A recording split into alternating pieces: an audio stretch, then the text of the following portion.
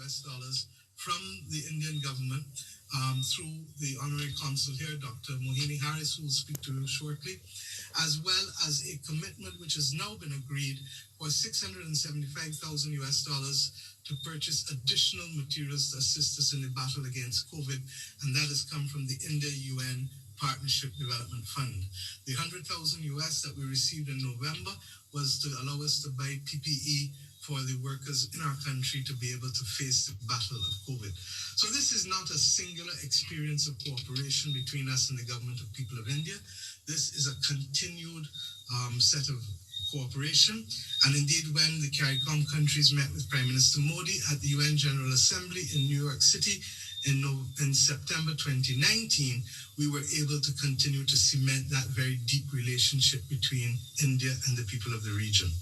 So, with respect to what else we have here, before I come on to the discussion on the vaccines, I'd just like to invite Mrs. Mohini Harris to speak to you for 2 minutes on behalf of the government and people of India. Dr. Harris, as I indicated to you, is in fact the Honorary Consul who is now demitting office for the government of India. Thank you. Dr. Harris.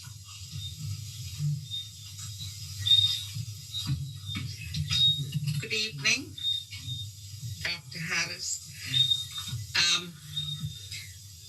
I have a message from the High Commissioner who is based in Suriname regarding the gift. This is called Maitri, which means friendship. So it's a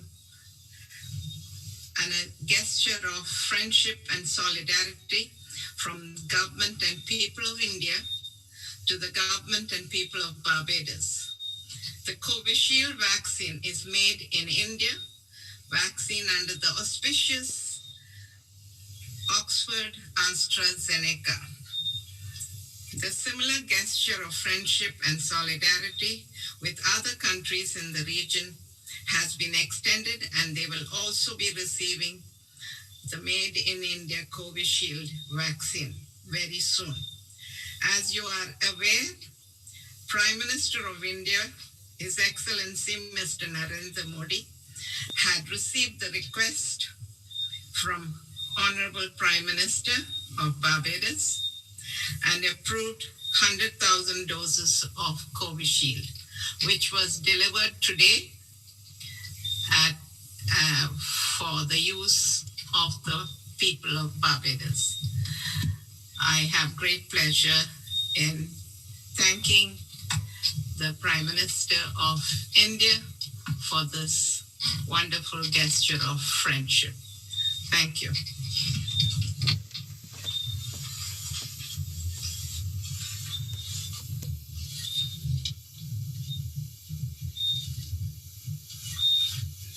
Thank you very much, Dr. Harris. May I say, as I move to speaking to Barbadians now about the vaccines very quickly before I hand over to Prime Minister Skerrit. We have now to recognize that we've reached a momentous moment in our battle against this COVID pandemic. We have been fighting this for just under a year actively, but we have been prepared for it for 13 months with Minister Bostic, who is with me tonight, and I salute him and the medical teams who have kept Barbados afloat over the course of these last 13 months, to say to you that we have turned every stone to get these vaccines here because we want to be able to protect the people of this country, just as we want the world to protect itself by ensuring that we will have as many people vaccinated so that the world can turn the corner on COVID-19. With respect to the Oxford AstraZeneca vaccine specifically, we know that we have a highly safe and effective vaccine. These are not my words, but the words of thousands of key scientists and medical experts across the world. It has gone through the most rigorous testing and approval protocols, and is currently being safely administered in thousands of people, whether in Europe, Asia, South America, and Africa. We have had some discussions recently, but even with all of the vaccines that exist, we are likely to have a period of time where boosters are going to be required because we are fundamentally in a race against time with respect to the variations and mutations of the vaccine.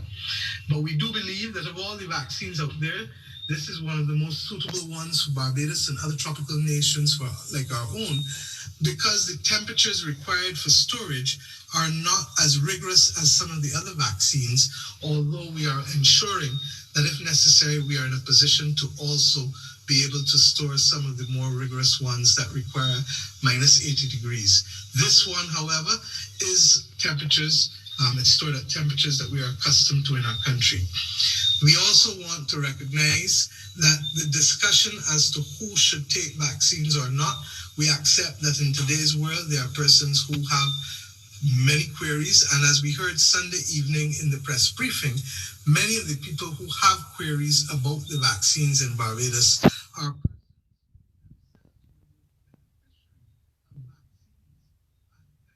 very early stage in their life, such that we do not know have anybody talking generally about measles or mumps or rubella or smallpox or polio or any of the things that hitherto would have affected previous generations of Barbadians and people across the world. So I really hope that over the course of the next few days, as we move to roll out the plan, that will involve clearly the frontline workers, and frontline workers is defined broadly. Of course, those medically, those in law enforcement, those who help keep the state together, while at the same time going after the most vulnerable in our population.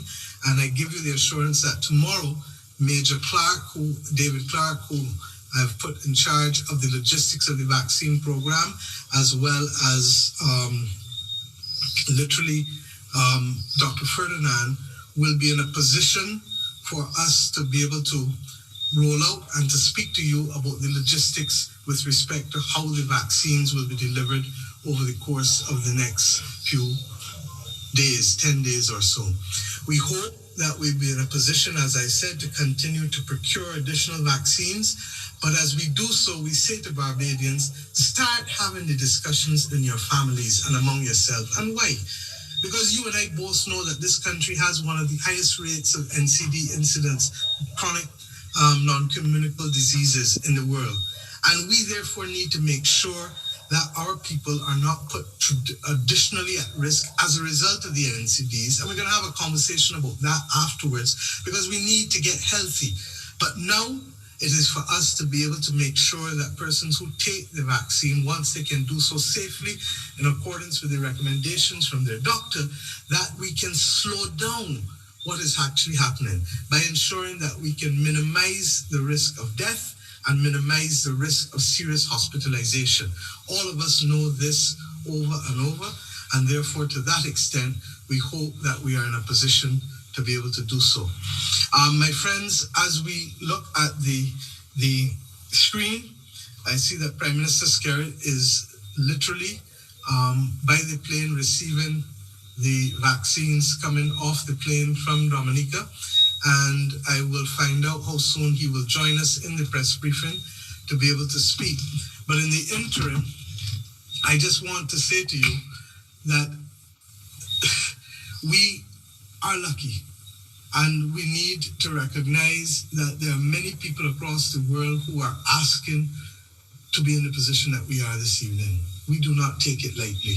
We do not take it for granted. I'm in this position tonight on behalf of you, the people of Barbados, and I say to you that the conversations that are necessary must take place. For the most part, everyone that I've spoken to has said that while they may have some concerns or persons may want to speak to their doctor, the majority of people are saying they are ready to take the vaccination. I ask also that we recall that there are a few of us who would have taken it earlier, and we will take our second shots in this going down. Minister Bostic, as I said, is with me here. The 5 doctors who would have previously taken the shots, who are on the front line working at the various isolation centers, and of course the Attorney General. In addition to those of us who have taken it, then the rollout, as I said, will be explained by Major Clark and Dr. Ferdinand tomorrow when they speak. Our doctors are going to be placed under a lot of pressure over the course of the next few days, because I have every expectation that average Barbadians are going to be reaching out to their own medical practitioners and for advice. And I ask the doctors and nurses of this country to reach out and to provide that kind of level of advice that we would expect, that would allow people to make sensible decisions for themselves and for their loved ones. As it relates to our ability to continue with Operation Seek and Save, Minister Walcott has indicated to me that we have been doing extremely well.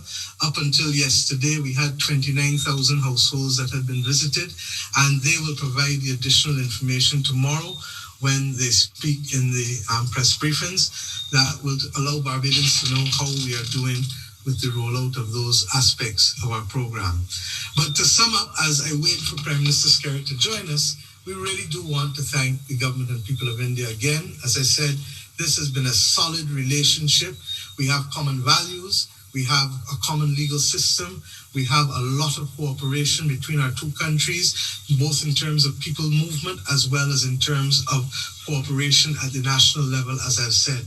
And therefore, Dr. Harris, you will let the ambassador know on our behalf, please, how grateful the people of Barbados truly are for this moment in time.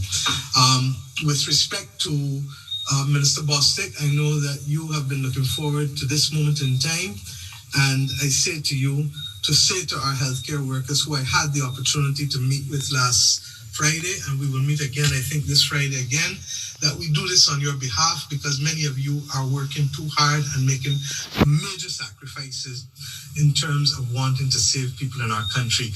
And I say publicly to you, thank you on behalf of the people of Barbados for keeping us afloat over the course of the last 13 months. At this point, I'd like to hand over to Dominica and to invite my brother, Roosevelt Skerritt, Prime Minister Skerritt, to join me in this press conference. I think that we are setting a new norm. This is the first press conference I think we're doing across countries by Zoom using the technology, and we're not even going to let COVID down. So I will